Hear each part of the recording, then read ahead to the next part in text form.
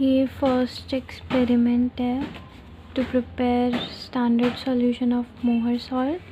ठीक है, तो इसमें you should know balancing and क्या कहते हैं ये सब सेम ऐसे ही लिखना है जो जो लिखा है। I have sent you already, तो सारा सेम लिखना है। ठीक है, और यहाँ पे वॉच क्लास की रीडिंग अलग होनी चाहिए।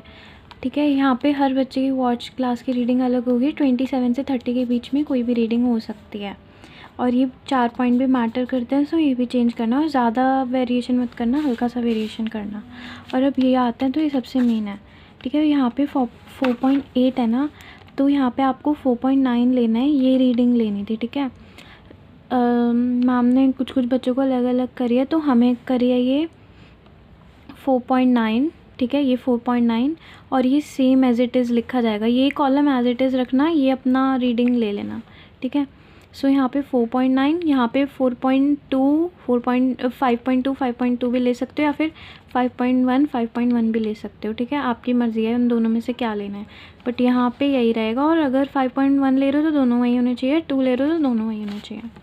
और यहाँ पे आप कुछ भी रखो, कुछ भी रीडिंग लोगे, डिफरेंस यही होना चाहिए, चाहे आपका डिफरेंस गलत भी आए, मगर इसी के हिसाब से करके कैलकुलेट करना है। ठीक है,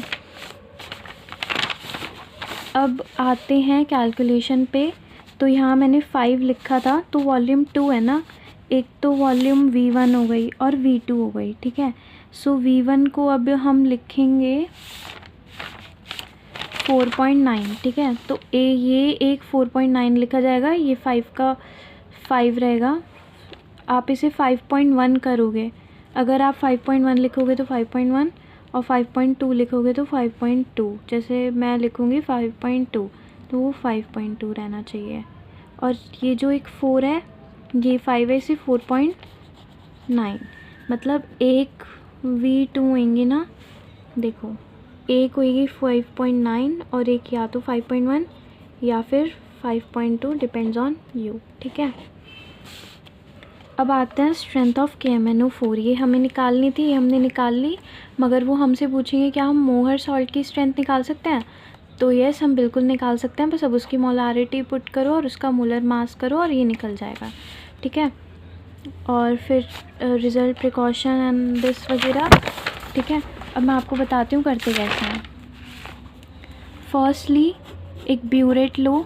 ठीक है, ये हमारा ब्यूरेट स्टैंड हो गया मान लो, और यहाँ पे हम अपना वो रखेंगे केमिकल।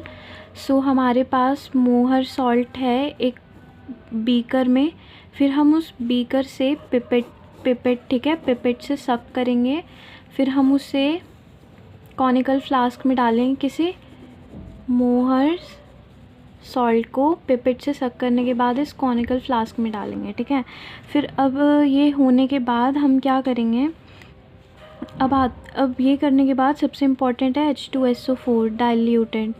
ठीक है, सो डाइल्यूटेड H2SO4 को पहले एक बीकर में करो, वो बीकर कह रही हूँ, हाँ बीकर में करो, फिर उस बीकर से, या फिर आपको बीकर में करने की ज़रूरत नहीं है, अगर ऑलरेडी मैम ने कहा है ना जैसे ऐसे ऐसे यूज़ करना है, तो फिर एक वो ले लो टेस्ट ट्यूब। ठीक है, टेस्ट ट्यूब में 6 ml, लाइक यहाँ तक फिल कर देना टेस्ट ट्यूब को, 6 से 7 ml तक आपको ये लेना है डाइल्यूटेड H2SO4। तो बिल्कुल फिल नहीं, हल्का सा छोड़ के इतना हम